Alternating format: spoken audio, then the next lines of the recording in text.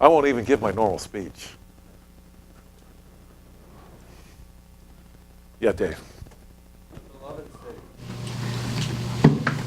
I believe that what that is that at that point, that's where that has the history of Christianity.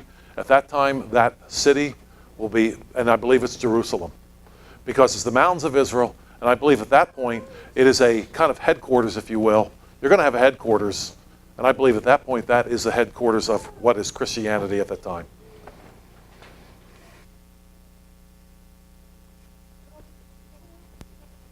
Yes.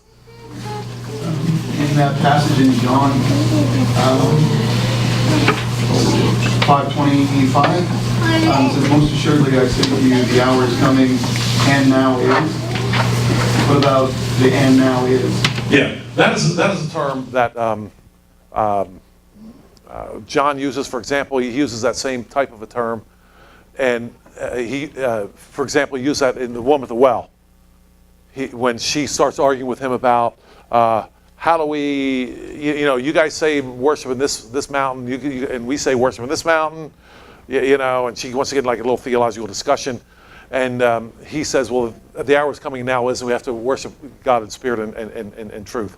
And I think what he's talking about there is, yes, the hour is coming, but when he says and now is, doesn't mean that hour is necessarily future, but start believing it now. In other words, when he says the hour is coming now, is believe it now. Yes, there is coming a time, and really, Jesus, when he said that to the woman, the woman at the well, even at that time, they were still worshiping. They were still coming to Jerusalem. Jesus was still participating in the feast, but the hour is coming. It wasn't right then as such. But when he ascends, Jerusalem is no longer, in that case, where this was. Now it's a worldwide evangelion, or evangelism, if you will, and it's going throughout the world. So I think that's really what he's saying there. Yes, the time is coming, but start believing it now. I believe that's what he's saying to them in John, which we read, the John passage, and also to the woman at the well. Yes. I believe that in verse 25 there too, it says, the hour's coming and now is when the dead will hear the voice of the Son of God, and those who hear will live. I think he's talking about dead in sins, not dead in the tombs, because when he says that don't marvel at this for the hour is coming, he actually refers to those in the tombs. That's a different thing than necessarily dead, and those who hear will live. So it's now, the hour is coming and now is when you need to believe, but the hour is coming when the dead will hear the voice, the dead in the tombs will hear the voice of God. That's it. That's it. Talking about two different types of, I think that dead, spiritually dead versus physical. Makes you think like a dual fulfillment type thing. I think he's talking about different people.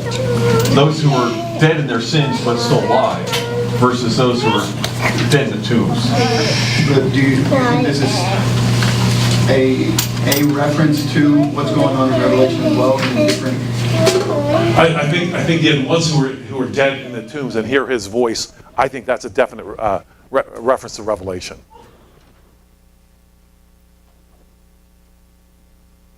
Yes.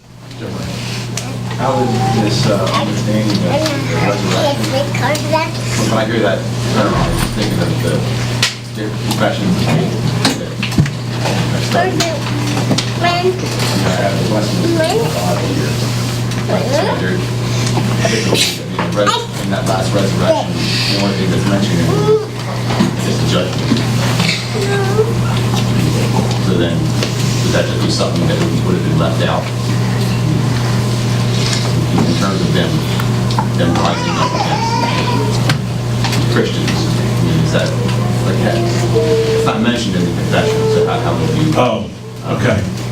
I think I know what you're asking, because in the confessions they do talk about a resurrection, but the resurrection is generally addressing life, not this type of resurrection to death. Yeah. Right. Right. Would it be something that wasn't mentioned in the in that confession. into that confession. Yeah, I mean, I would say that that's certainly the case. I know also there's a lot of discussion. We didn't get into that this morning because I don't think it really bears on the case here. But there's some discussion about whether or not that great throne that we talk about there applies to believers. In other words, do all stand before that throne or just the unbelievers? Some people say it's not the unbelievers. To me, it indicates it's certainly believers and unbelievers. And if the confessions were including that, they certainly don't explicitly say it. It's possible they could be including that without explicitly saying it. I think what's happening is with the confessions, a lot of the confessions were, and this is not all of them, but generally speaking, a confession is written in a time of great theological turmoil. Certainly the early confessions were written that way. In other words, we're being dragged before Caesar or one of his, junior emperors or whoever, right? We have to figure out what we're going to be killed for. It's really what they were doing. And we believe certain things, and we're not going to be killed over whether Christ died on Wednesday or Thursday or Friday. It's not going to happen.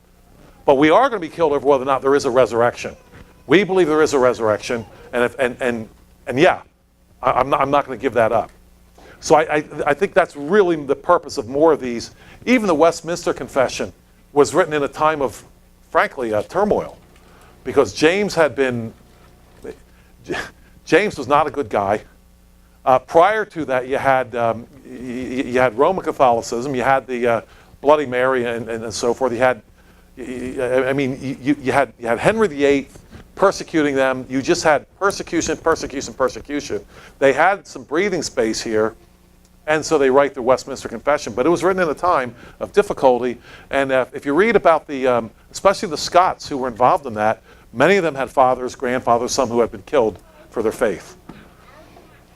So the fact they didn't mention some things doesn't mean necessarily they didn't believe it, but what are we emphasizing here? Yes? Two things. So first, I guess you're saying that as a Christian I can still believe in a zombie apocalypse. Yeah, except our zombies. Our zombies are less than human. I think these zombies are going to be more than human. Another thing, when it talks about the first resurrection, seems to be happening almost at the beginning of the millennium. Yeah, that's... What kind of resurrection is that? Yeah, that is the best I can do with that. I think right here is this is the one that I think I have the most trouble with. I think you're talking about verse 5, right? Yeah. That. Yeah. Okay. But the rest of the dead did not live again until the 1,000 years were finished. This is the first resurrection. So it looks like it's saying that post 1,000 years is actually the first resurrection. That's what it looks like it's saying. The best I can do with that is that that's a parenthetical statement. They lived and reigned with Christ for 1,000 years. This is the first resurrection. But the rest of the dead did not live until the 1,000 years were finished. Is I think is the best way I can certainly understand that. I was reading it in verse 4. It says, "I saw the souls of them that were beheaded for the witness of Jesus, the word of God, etc. They were reigning with Christ 1,000 years, and then the rest of the dead." Had to wait basically until the end of the 1,000 years, and so this is the first resurrection, those initial souls. You're saying you don't think that's... Why would he say the rest of the dead? Yeah, and that's because of verse 6. Blessed and holy is he who has part in the first resurrection. So somehow that first resurrection has to be those, I think, the ones who were beheaded, the ones reigning with Christ. So are we talking about first in terms of chronology, or are we talking about first in terms of primacy, if you will? You're saying it's the ones that are beheaded. Doesn't that have to be at the beginning of the millennium, whatever you think the millennium is? Yeah. So, and the others are at the end, so you have to have a chronological. Well, it would appear to be chronological, but is that really his emphasis here? Because what? Because look at, in other words, when does the first resurrection happen? I guess we have to ask that question. Blessed and holy is he who has part in the first resurrection. That first resurrection, seems to me, has to be prior to the 1,000 years, because they're living and reigning with Christ, I think. It's a little bit of a challenge here, but if they're living and reigning with Christ, were they not resurrected prior to the 1,000 years? So that's how I do that. Is that clear? Is that clear enough for everybody? I doubt it. It's a challenge. I'm not sure.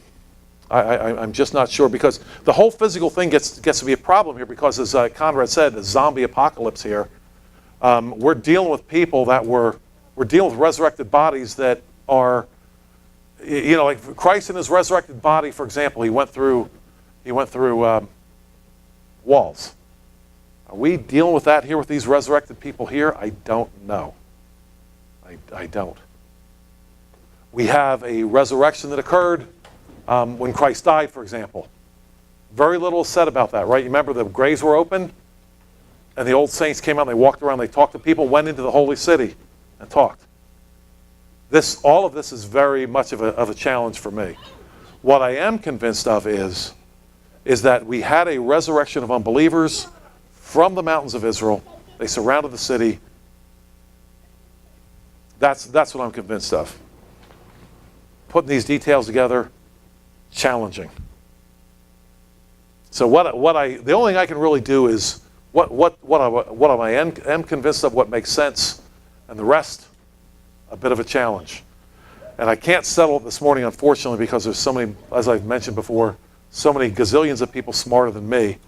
But this is what I try to do this morning. I try to deal with those two items here that I think are the key to the passage. That's the word anabino and the inclusion of Gog and Magog. Yes. Matthew 27:51, that you just talked about, that resurrection when Christ died. Behold, the curtain of the temple was torn in two from top to bottom. The earth shook and the rocks were split. The tombs also were opened, and many bodies of the saints who had fallen asleep were raised. And coming out of the tombs after his resurrection, they went into the holy city and appeared to many.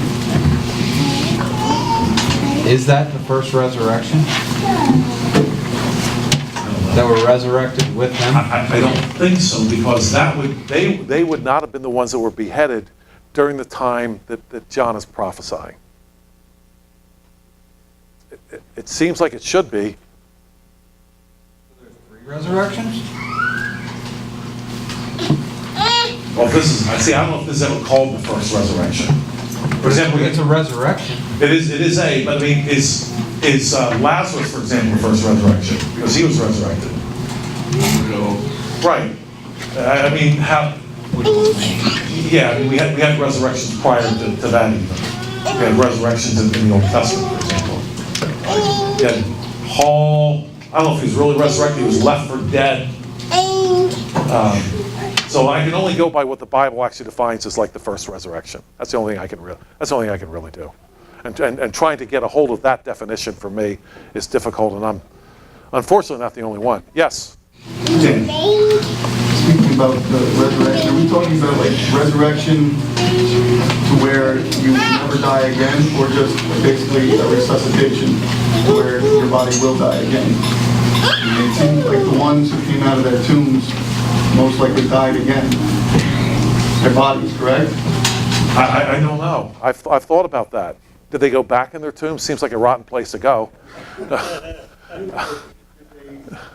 I don't know. I mean, I had a friend who one time he suggested they vaporized. Well, I don't think that happened.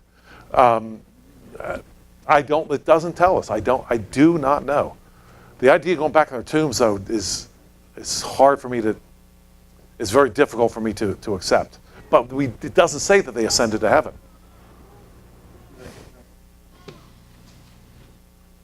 Yes, John. The speculation on my part, that I've always taken from this verse, is that we're dealing with two different levels of resurrection.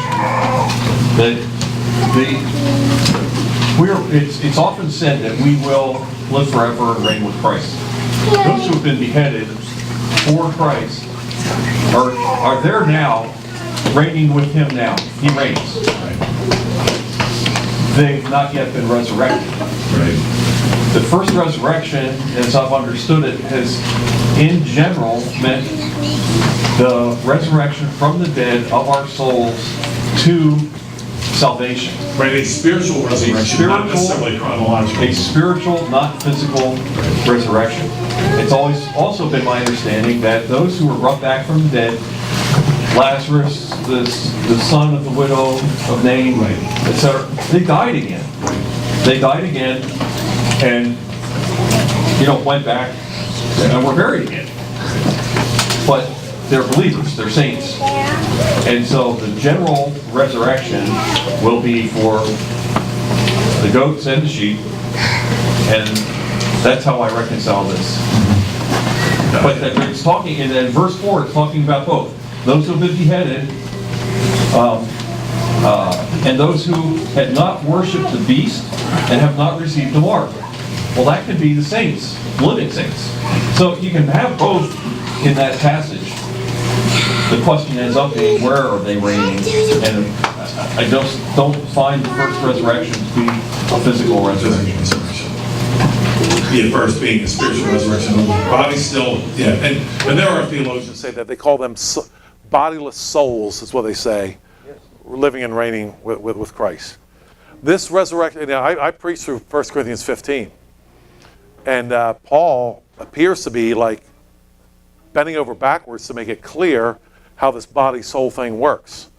And as I preached through that, I still had trouble putting it, when Paul's laying it out. There will be a resurrection. But exactly what does bodiless souls look and all that, I don't know. I just don't know.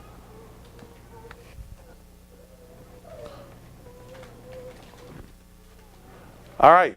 Well, if I didn't make my case this morning, everybody knows my email address. I think it's in the bulletin. Perhaps it's not.